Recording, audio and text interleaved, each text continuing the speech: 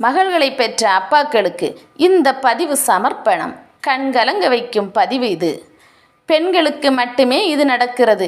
பிறப்பதற்கு ஒரு வீடு, திருமணத்திற்கு பின் புகுந்து கொள்ள ஒரு வீடு. ஒவ்வொரு பெண்ணுக்கும் அத்தகைய இடம்பெயரும் தருணம் உணர்வுபூர்வமானது.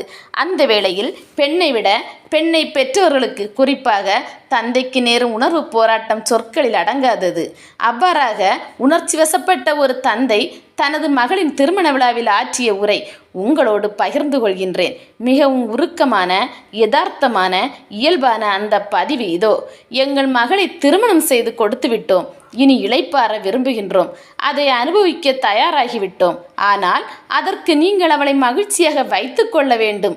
நான் எதிர்பார்ப்பதை விட நீங்கள் அவளை மகிழ்ச்சியுடன் வைத்துக் கொள்வீர்கள் என நான் நம்புகின்றேன்.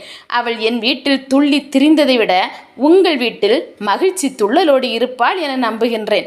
இருந்தாலும் எல்லா சராசரி தந்தையைப் போலவும் நான் இதை திரும்ப திரும்ப சொல்கிறேன். தயவு செய்து அவள் மகிழ்ச்சிக்கு குறை ஏதும் இல்லாமல் பார்த்து கொள்ளுங்கள். அவள் எப்போதுமே எனக்கு பாரமாக இருந்ததில்லை. இனியும் ஒருபோதும் பாரமாக கருத மாட்டேன். ஏனெனில் என் சுவாசம் இயல்பாக இருப்பதற்கு, என் இதழ்களில் புன்னகை பூப்பதற்கும் காரணம் அவளே.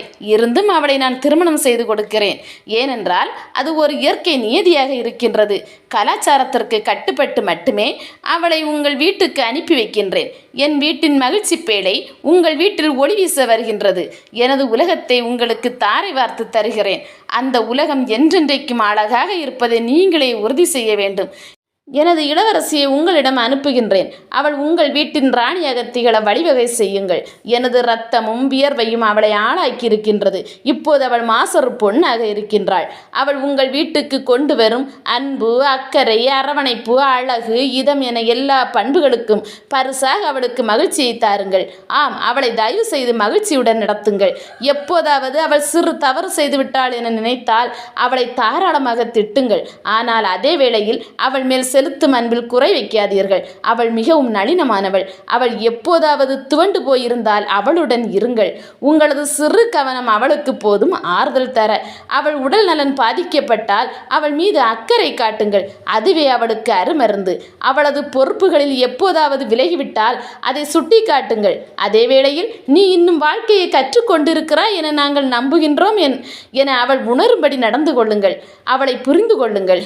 அவளை மாத கணக்கில் காண முடியவில்லை என்றாலும் பரவாயில்லை. அவள் குரலை தினம் தினம் கேட்க முடியவில்லை என்றாலும் பரவாயில்லை. உங்கள் வீட்டுக்கு வந்த பிறகு அவளுக்கு என் நினைவே வரவில்லை என்றால் நான் மிகுந்த மகிழ்ச்சி அடைவேன். என் மகளின் மகிழ்ச்சி மட்டுமே என் வாழ்நாள் லட்சியம். எனவே தயவு செய்து அவளை மகிழ்ச்சியாக வைத்து கொள்ளுங்கள்.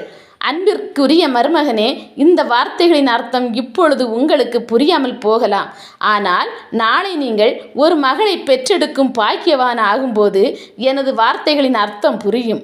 அப்பொழுது உங்கள் இதயத்தின் ஒவ்வொரு துடிப்பும் என் மகள் மகிழ்ச்சியாக இருக்க வேண்டும் என்று சொல்லும்.